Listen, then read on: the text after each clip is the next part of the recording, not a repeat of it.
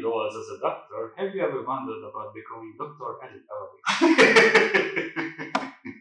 I'm not a doctor, but I have played several on Yes. TV.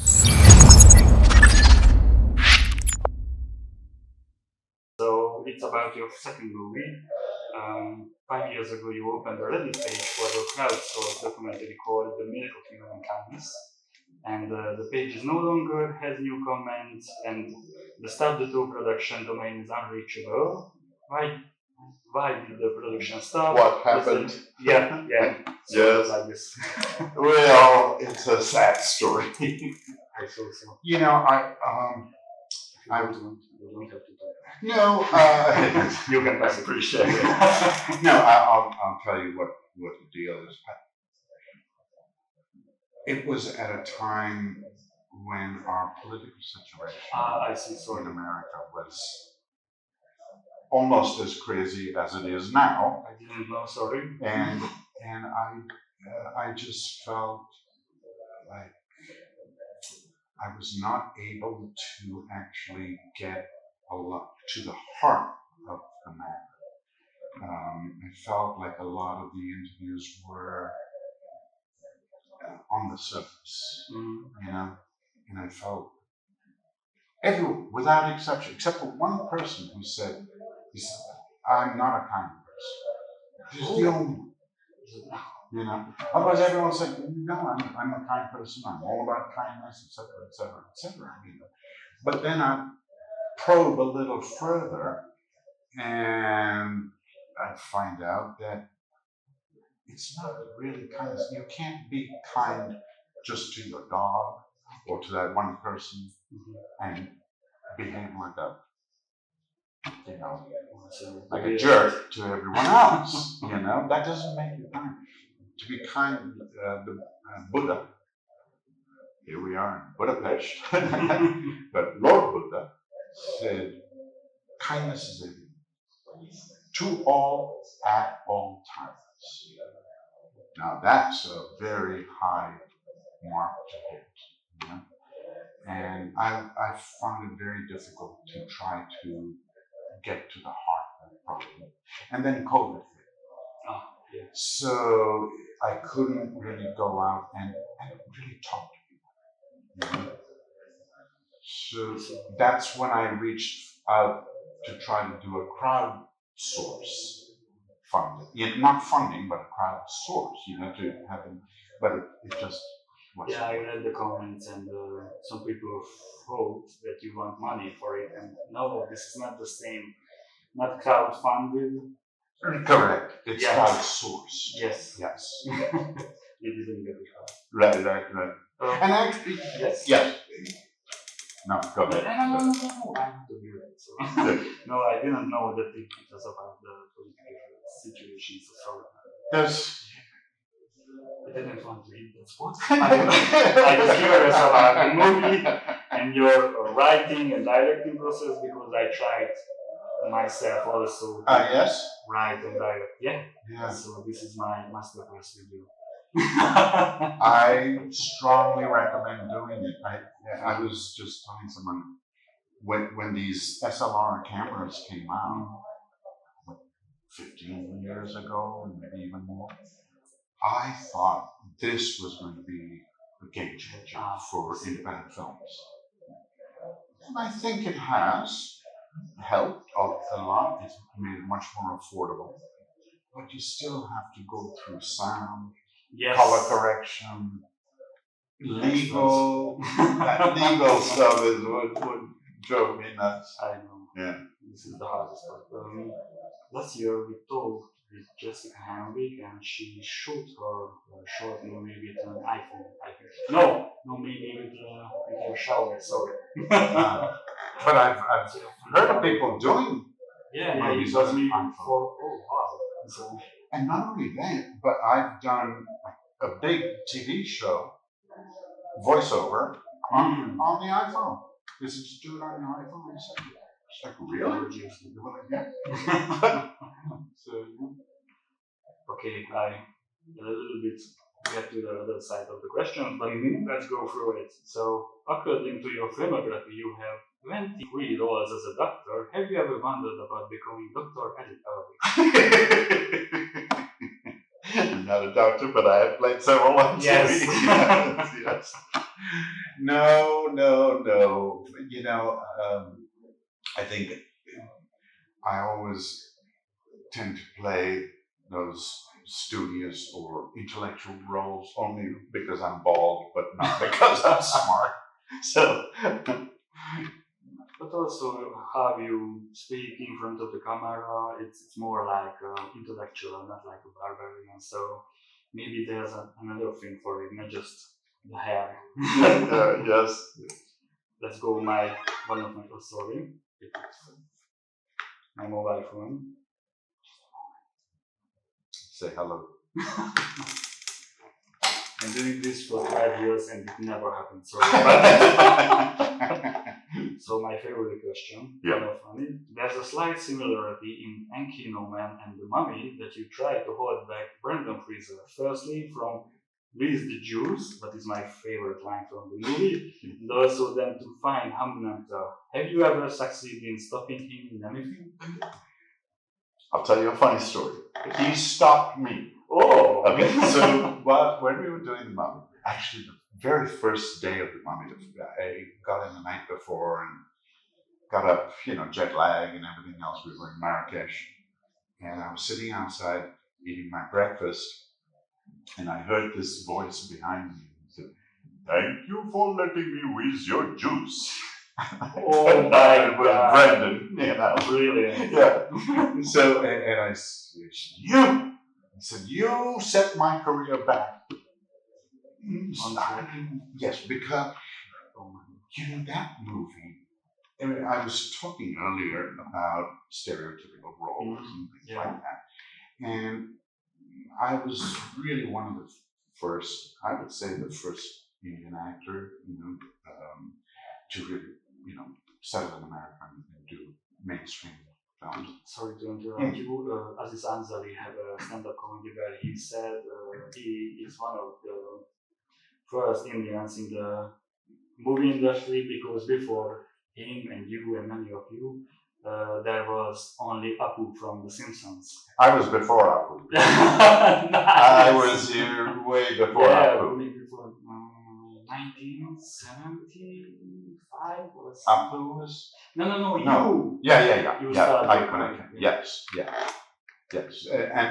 And it was a real uphill battle to try to, be, yes, funny, but not only because of the accent or because I wanted to ask this. Thank you.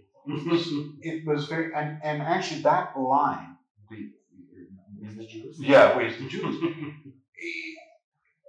It was funny, I think, because I played it straight, and I didn't say juice. I imitated Juice. And like whatever it is, That's what made it funny, not the accent, but because I was accented, So that was a constant battle with me. I would always have to try to push for a less stereotypical character.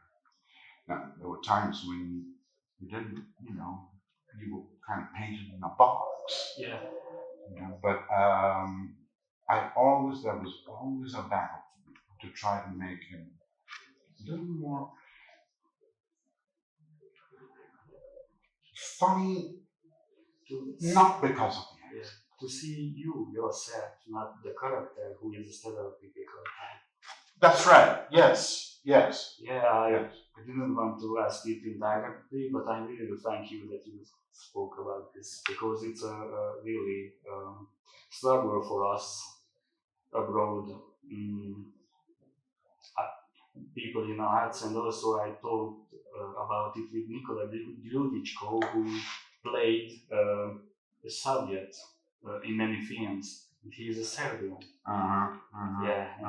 He said he had a really good American accent, and he do impersonation of a cowboy that said, "I am so hungry I can eat a frozen dog's leg."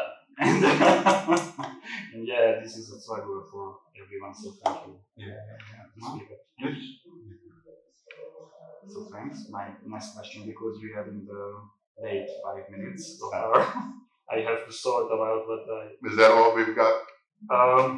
All in our family is a big Stargate fan, and you told everything about Stargate, but there is a question on the internet I want to ask you. Okay. That there's an argument on the internet about your Stargate line, Ba-nee Wae. Yeah, it's a Spanish or a Middle Egyptian. I asked for help to resolve this case. We know there was an Egyptologist on the set, but did you make up the language with your improvisation, or did the Egyptologist give you a real sentence? Yeah, that's a great question, because actually I almost turned down that role. Because in the script, it was just one line, one scripted line. And anyway, long story, we started doing it, and I really like this story, especially the casting. When you go into the casting area, and there wasn't in the script that the chocolate bar the casting director want to eat, and you start to play with him. And sorry, you were there, and actually that was eating lunch. He was eating lunch. And it was in the movie after that, because you were so great during the casting that they stole your ideas, and it's great. Now, actually, that's Oh, sorry. It did happen. It was in the script, but I played it in the audition. And I came in. I didn't speak English. I spoke in Nepali, just to.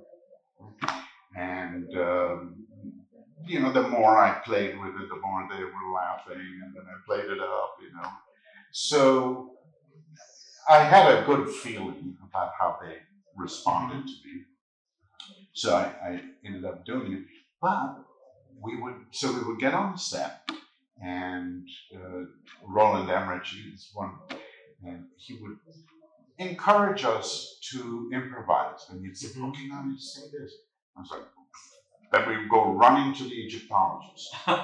He would get on the computer and try to figure out how, and sometimes he would say, "There's no word for that." Oh my God. So, okay, give me another word, and then have to memorize it and then go and shoot.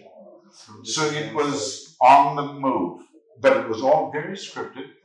And Dean Devlin was very clear about this. He said, like Star Trek, where the fans are so rabid, they will, catch you if you deviate from that, right? Sadly, by the end of the shoot, when there was another actor who came in, and he was not able to do the dialogue. So we didn't get, because the idea was originally to have a book of the language, the scripted stuff. So that kind of fell away. But yeah, we worked really hard to do that. It was a challenge, and it was fun. I'm really thankful for this 1 minute, okay, because it's a big topic in our community, so yes, we need the answer. So I will be a little. So Ba-nee Wae actually means sweet, very sweet. Yeah, a lot of people find out it in a really hard way, but your answer is. Who will end it? Can I ask one? Sorry. It's a little selfish question, because I really want to know that you said in an interview that your first movie, not Chasing Eagle Rock, had a different ending. Well, you wanted to end it really differently. So could you tell me about it? Yes. Thank you. So I'll tell you how it started. It started, the title of the script that I wrote was The Experiment. I see. Because it was an experiment. As I said, SLRs had just come out, and I was thinking of taking a directing course. I was acting and directing major in college, but that was for stage. So I wanted to start directing, and I looked into UCLA, and it's expensive. And I thought maybe, maybe I can take that money and actually make a film and try it. I think I would learn more that way. And I've had been very fortunate in the sense that I've had an opportunity to work with both wonderful directors and also very inexperienced directors. And you learn from both, you know? And so I wanted to put it into practice, what I thought I'd learned over the years. And I was very encouraged. I mean, my biggest thing that I wanted to try to achieve was to have a relaxed atmosphere on set. The best. You know? Because as an actor, right, when you start out in taking classes, you start with relaxation exercises, right? That's step one. What happens the minute you walk on the set? All that relaxation just goes out the window and you're tense. And it's like, stop, action, you know, it's like this, you know? So I said, that's the number one thing I'm going to avoid while they're shooting. And I think, and you know, other little things I wanted to do a lot of single shots, you know, wonders. You sort of cut. Yeah. You know, I wanted the action to stay continuous. So those were little things that I was trying. And it started out as a short. Yeah. And then that's what I wanted to ask. And why didn't you slice it up for little short? Yeah, that was the idea, was to just have this one sort of scene. Mm-hmm. That scene, we shot it, and we shot it in an hour and a half outside, guerrilla shooting, you know. Yeah. And it was like a 20-minute scene. And I'm looking at it, and I was like, man, it's hard to cut this, because we were ad-libbing, and you know. And then I thought, let's just keep going. And so that was the genesis of the film. But I loved that improv feeling, and yet it stayed very close to the script. So I'm very proud of it. My biggest issue was sound. You know, yeah, I didn't, especially on the street. On the street, and yes, and I didn't do any ADR. Mm. You know, because at that point I felt like I've done my work. Now it's just post-production, which I'm not really that excited about. And plus, I've run out of money. So it served my purpose, and I thought, you know, a lot of my friends were in the cast, you know, and they just came and did me a favor. I paid them, but very minimal drop dollars. And I was so encouraged that I had two of them come up to me and say, that was my best work. Oh my God. You know, he's an established actor. Just for that.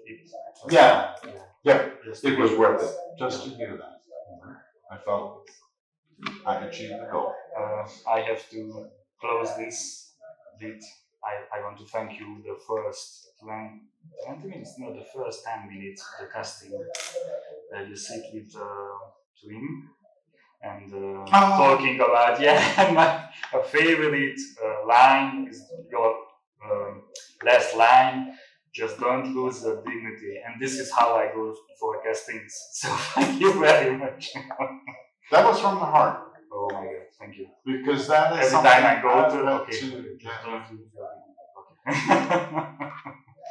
thank you very much. You're welcome. You're welcome. That's it. That's a wrap. Okay, because I can talk with you to the end of the day, but you have a schedule. We have to. I'm fine. Thank you. Really, really nice. Thank you.